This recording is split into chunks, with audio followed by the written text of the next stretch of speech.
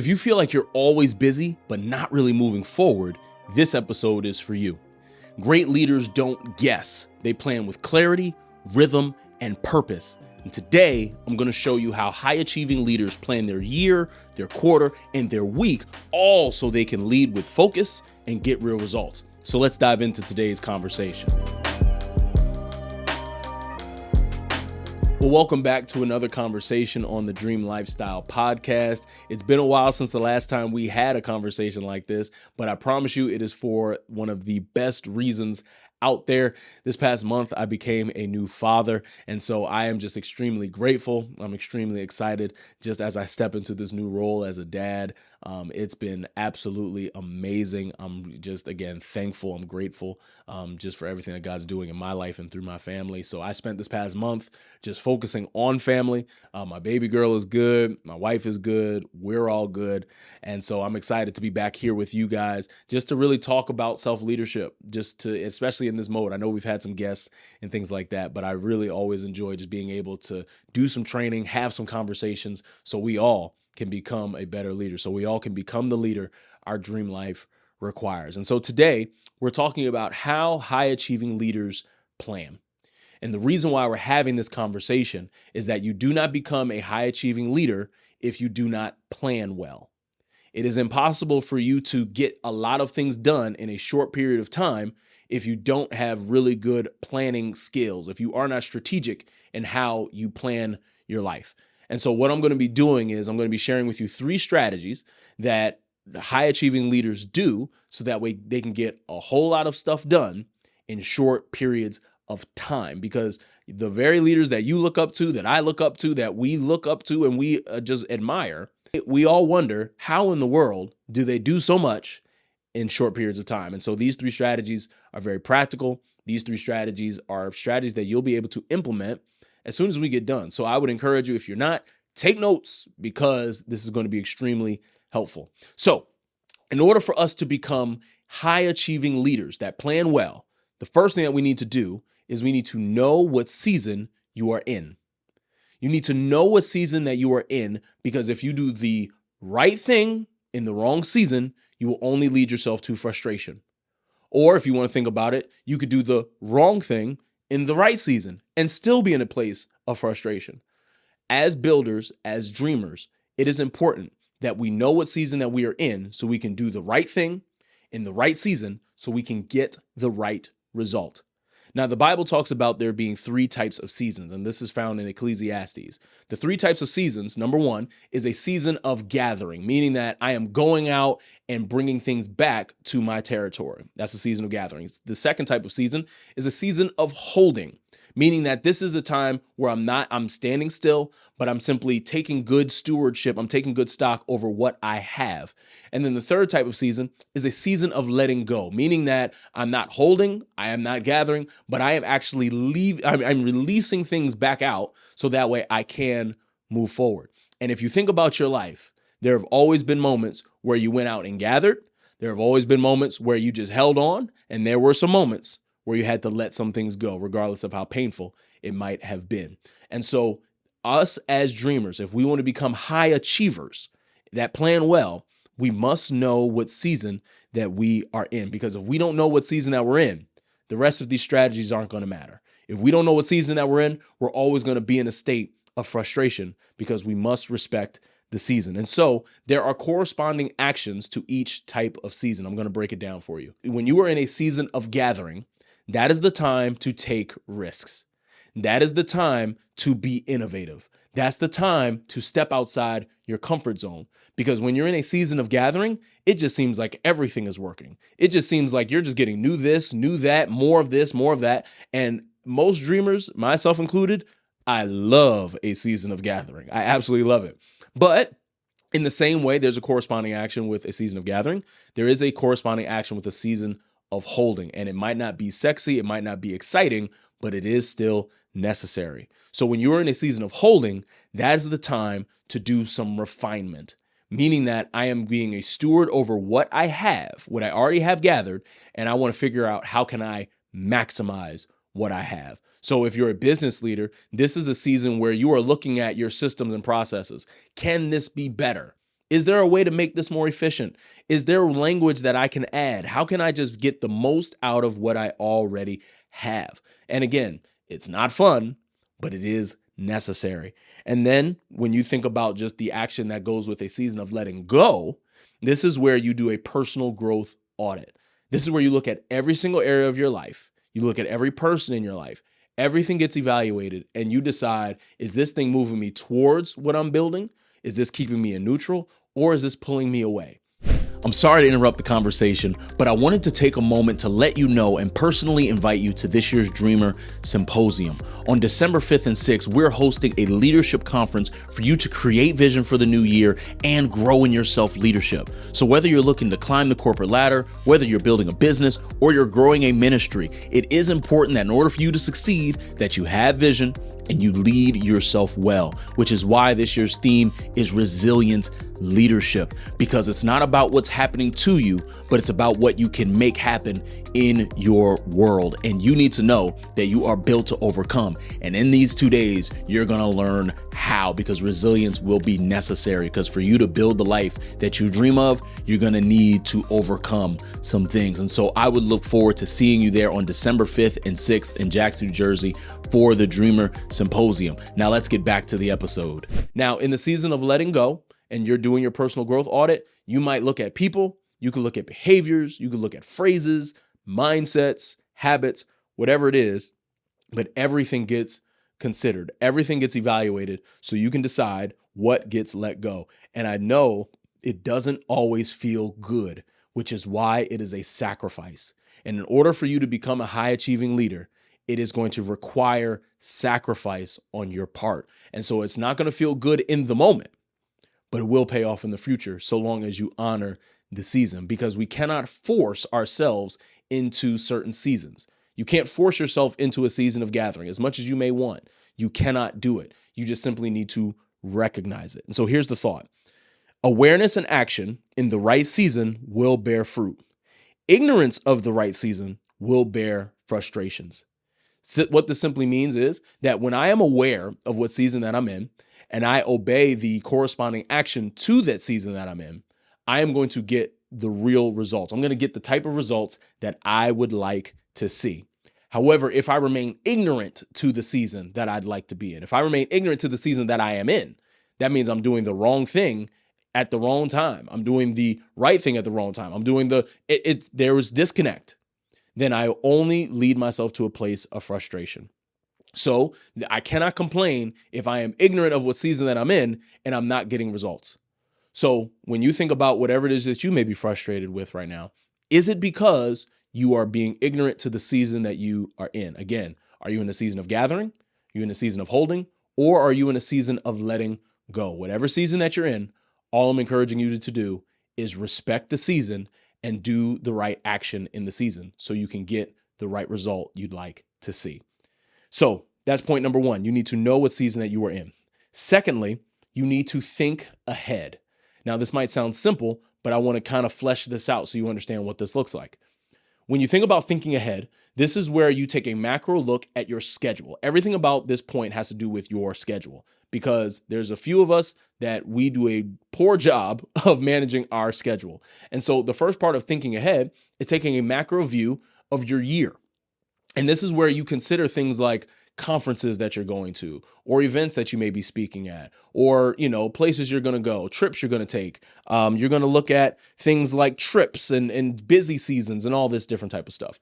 But when you look at your entire year on a macro level, you are just doing all of this. So there's simply no surprise, because there's nothing worse than when you enter into a busy season and everybody else seems to know about and find out about it, and you find out last. Like, you should already know, because you take a macro look and think ahead in your year to know, I'm in ministry. So that means that April time frame, like around Easter, is going to be a busy season. So when it actually gets there, you're not surprised and shocked and, oh my God, why is my church doing so much? When it's like, it's Easter. Like this is the Super Bowl for the church. So yes, we're busy. But if you don't think ahead, then you're only going to lead to yourself to a place of frustration. And when you think ahead, you can plan well. So you're going to think about your year. Secondly, you're going to look at your quarter, meaning that you're going to look at the next 3 months. So in every single year, There are 4 quarters in a year. So the first 3 months are quarter one, second 3 months are quarter two, third 3 months are quarter three, fourth 3 months are quarter four. And you can basically think ahead and look at your schedule and think about, okay, what is coming up in this quarter? And this is where you're going to think about birthdays. You're going to think about deadlines. You're going to think about travel and arrangements and all these different types of things. And again, this is also that way there are no surprises, because you don't want to be surprised. Why do you want to be the last person to know about where you got to be and what you got to do? So you want to make sure that you are thinking ahead by quarters, thinking ahead, thinking about, okay, I have a deadline coming up in about 2 months. So here's what I need to do today. Okay, I have my significant others, my spouse's birthday is coming up by the end of next quarter, or coming up next quarter. So you know what? I need to start brainstorming during this quarter what I might get. Like, that's what it looks like to simply just think ahead. And again, it doesn't take much effort, but it does take intentionality. So you want to think about your quarter. And then where all this surmises to is your ability to think about your week. So you should not go into a week not knowing what you have. So this is where you take time, whether it's a Sunday evening or Monday morning, whatever your rhythm is, and you're able to say, okay, based on what I have coming up in my year, based on what's coming up in the quarter, here's how I need to structure my week so I can hit those targets, whether it's the monthly target, quarterly target, yearly target, whatever it may be. But you're able to plan effectively because you've thought ahead in terms of what you have. So you never want to be in a position where you are surprised or you forget that you have a meeting, or that you forget that a presentation is on, or you forget to book a travel or whatever it is, because you've thought ahead. You're always on top of things. And the beautiful thing about thinking ahead and keeping a calendar in this way, it simply gives you boundaries. And there is a lot of freedom in boundaries, so long as you exercise the boundaries by thinking ahead. Now, secondly, when you think about just thinking ahead practically, this is where you just need to use a calendar app. I'm willing to bet right now, if you were to go into your phone and you look into your calendar, it's blank. And there are a lot of things that you need to do that are just all in your head. And I want to be the one to tell you, you need to change that. If it cannot stay in your head, it is going to fall through the cracks, and you need to put it in your calendar. It does not matter how insignificant it may seem. I don't care if it's just lunch. I don't care if it's a workout. Put it in your calendar, because you want to be able to see all that you have. Again, when you give yourself these types of boundaries, you can communicate a lot more effectively with people, so you can give them an accurate account of if you're available or not. You can give them an accurate account of whether or not you have the energy to go out and you just had a really hard day, whatever it is. But you can basically be a lot more effective in your communication and your productivity by creating these boundaries, by thinking ahead using your calendar. So you can look and see, okay, I'm actually not available at that time. Or, yeah, that time looks available, but that is after I've just gone through a 5-hour training, or I'm at a conference that's been all day. So that might not be the day to record a podcast after, whatever it is. You can think ahead, so that way you can make better decisions through communicating properly with the people around you. So here's the thought. The more you can think ahead, the more momentum you can create. And if it's one thing about momentum, it is a builder's best friend. You want to live your life in such a way, you want to live your life in such a flow where everything is working. You're honoring the season that you're in. You understand what you need to get done for the year, the quarter, and the week, as well as you're thinking ahead using your calendar. So that way there are zero surprises. You are not being blindsided by anything happening in your calendar, because it's all there in your app. It's all you have a good understanding of as you go into the day. As long as you do these things, you have a successful day, because you want to be able to lay your head down at night knowing that you did what you were supposed to do, as opposed to laying your head down at night frustrated because you missed a meeting, frustrated because you missed a deadline, frustrated because you're behind, all because you didn't use the calendar app in your phone. So what would your life look like if you decided to think ahead by looking at your year, your quarter, and your week, and use your calendar app? That's what I would encourage you to do. So that's point number 2. Then the last thing that you need to do in order to lead well and plan well like a high achieving leader is you need to have theme days. Now, this is a little bit of fun, and I encourage you to have fun with this. But having theme days is where you are assigning fun names for what you plan to do. Again, another way of just creating boundaries on the days so you can exercise freedom within the day. You can have a thing like a mellow Monday. This is literally like what I call my Mondays, just because Mondays are my Sabbath. I don't do anything work related on Mondays just because I honor the Sabbath, and I'll get to that in a second. But when I Sabbath, I call it the mellow Monday. For Tuesdays, I call my Tuesdays tactical Tuesdays. That is where I'm working on things, not in things. So I really take time. Everything that I schedule in my calendar on Tuesdays is where I want to be very tactical. Again, I'm working on things, not in them. And that's valuable. All my business leaders, you should be taking time to work on your business, not in it. You can have work Wednesday. You can have film Fridays. You can have, I don't know, there's a bunch of different examples out there. But again, this is where you get to have a little bit of fun with your calendar. So that way, as you plan things, you give yourself flexibility by giving yourself this type of structure with your week to week. So you do theme days. And so there's two types of days that I would encourage you to have. Two types of days. The first day is a Sabbath day. I mentioned this earlier. You need to have a Sabbath day. Why is it important? There's a bunch of Bible that backs this up, but at the end of the day, you have access to God's rest. And the only way you access God's rest is by taking a Sabbath day. Now, what this basically means is you should be living your life. You should be building in a rhythm where you're 6 days on and you're 1 day off. 6 days on, 1 day off. And depending on just your schedule, again, it's relative to you, at least give yourself 24 hours of rest, 24 hours where you're not thinking about work, 24 hours where you're not thinking about your offer, 24 hours where you're not thinking about your career, where you just are able to just turn your brain off for 24 hours and be okay. Now, let me qualify this. In order to truly enjoy your 1 day of rest, the Sabbath day, is going to require 6 days of good work, not half done work, not lazy work, not bare minimum work, 6 days of good work so you can truly enjoy the Sabbath day. That's the first type of day that you need to have just in your schedule. The second type of day is deep work days. Now, these are the types of days where just nothing in the world can interrupt you. Like, these are the types of days where you totally forget you even have a phone. Like, you go into work at 9, and by the time you look up and even glance, you're like, oh, I haven't even eaten. Oh my God, it's already like 5 o'clock. How did this happen? You need to have like basically scheduled time in your schedule that allows for your mind to just be in a deep work state. And again, this is where you can talk practically. I've done past conversations about just, how to understand how you work, but you need to have days that are dedicated to, I'm getting into a deep work state so I can get the most done in the structure that I am creating, which leads me just simply to the thought on this point.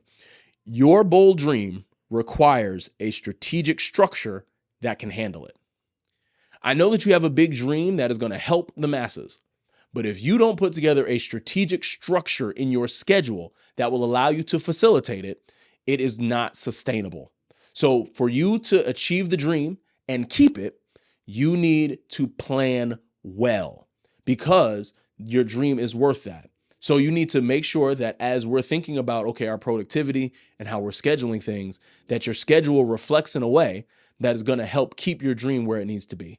Because if your dream does not have a good structure, it is going to fall. It is going to crash down. And I don't want that for you.